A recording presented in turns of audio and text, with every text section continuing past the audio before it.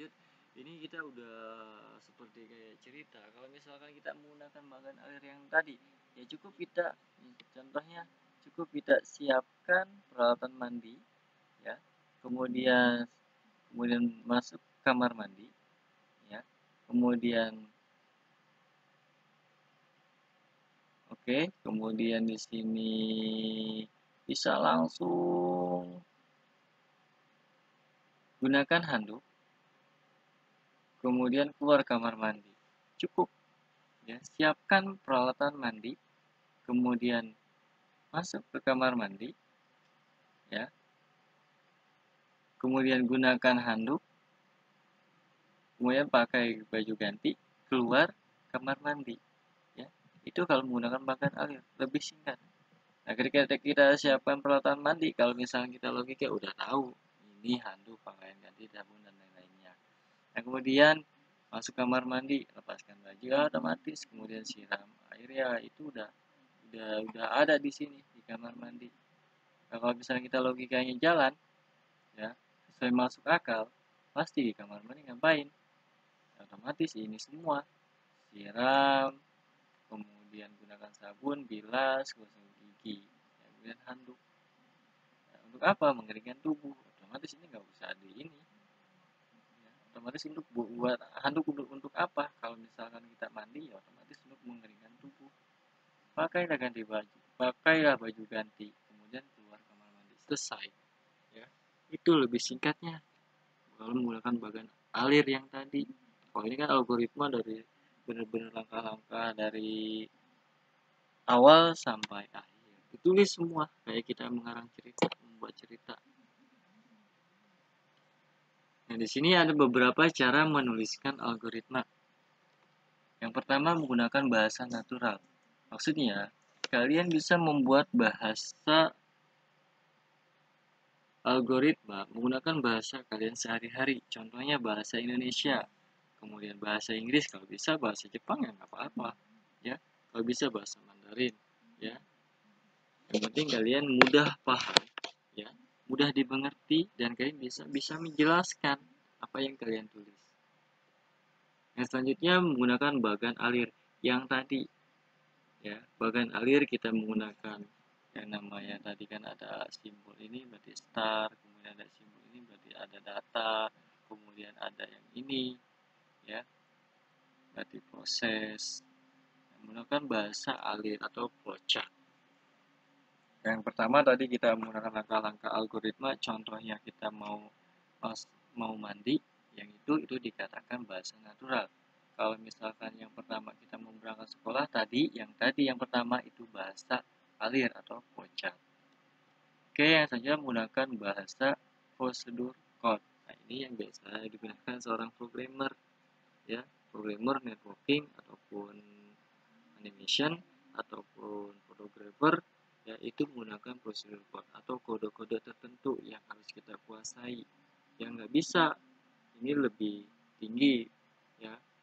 Mungkin ini bahasa tingkat tinggi yang nggak semua orang bisa dan nggak semua orang paham, ya, karena ini bisa kalau misalnya belajar prosedur code itu bisa sangat lama belajarnya.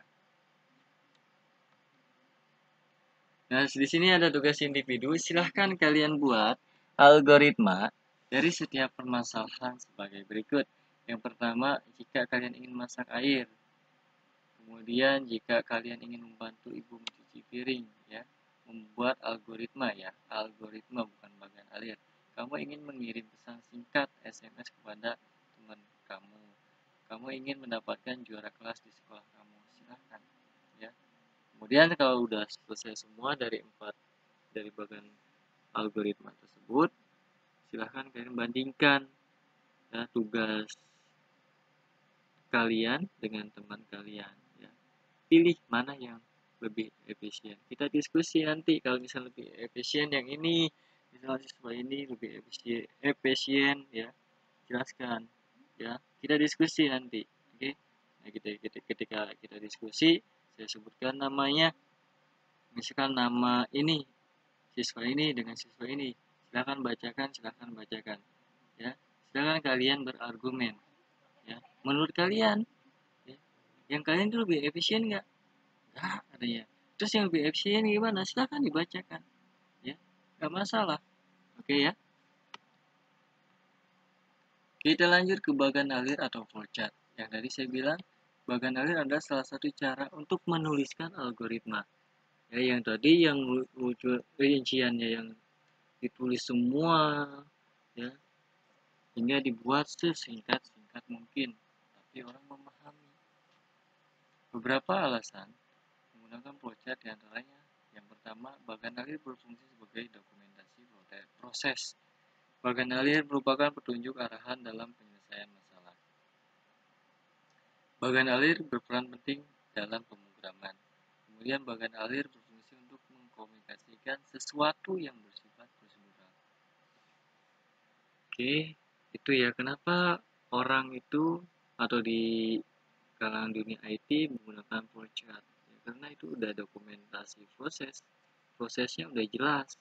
Ketika kita ingin membuat sesuatu, ya itu udah ada prosesnya. Kemudian kita arahannya udah terbaca. Ya. Nah, itu sangat penting kalau ketika membuat suatu pemrograman.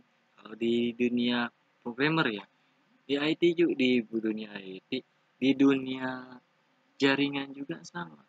Ya, kita harus ada yang namanya flowchart. Kita harus pasang internet, ya kapasitasnya berapa, kemudian kliennya berapa, kemudian masalah yang ditimbulkan ketika menggunakan klien berlebihan apa, ya itu harus kita buat bagan alirnya.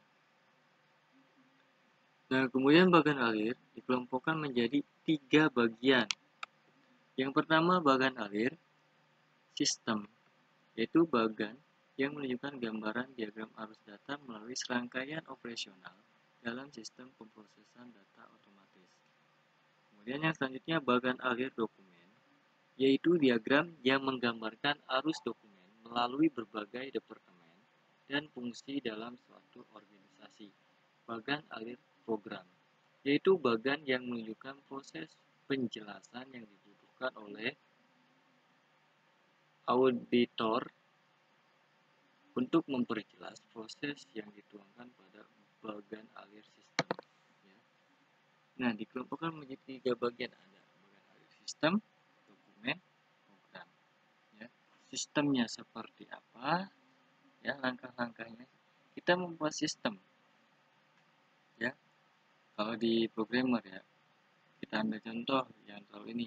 Kita ambil contoh kalian ingin juara kelas atau ranking 1 di kelas kalian. Nah, itu dianggap aja sistem. Sistem biar ranking 1.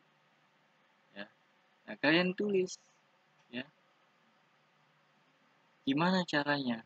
Yang pertama start, contohnya kayak tadi. Kemudian kalian belajar dengan rajin atau tekun. Ya. Kemudian kalian apa lagi? Ya, itu dikatakan sistem. Nah, dokumennya apa? Dokumennya ya, ketika hasil pembelajaran kalian belajar diulang. Nah, hasilnya yang akan kalian dapatkan sesuai atau tidak, sama apa tidak. Pasti kalau misalkan di alir sistemnya ya, runtutan-runtutannya yang kalian buat sesuai dan dijalankan pasti bakal hasilnya sama. Ya. Kemudian alir program. Nah, ini hasilnya ya. Nah, ketika kalian ini udah jelas hasilnya bakalan kalian dapatkan. Itu contoh kalau misalkan ketika kalian ingin mendapatkan juara kelas di kelas kalian ya. Kalau misalkan di kehidupan sehari-hari, kalau di sistem seperti itu. Contoh kalau misalnya di sistem, kalian membuat sistem misalkan contohnya ya ATM kalian sendiri, contohnya namanya ATM kalian sendiri. Nah, di situ sistemnya apa aja? Ya, ada sistem pembayaran, kemudian ada sistem transaksi, ada sistem ya, ada sistem apa lagi? Tarik tunai. Nah, kemudian kalian dokumennya kemana aja?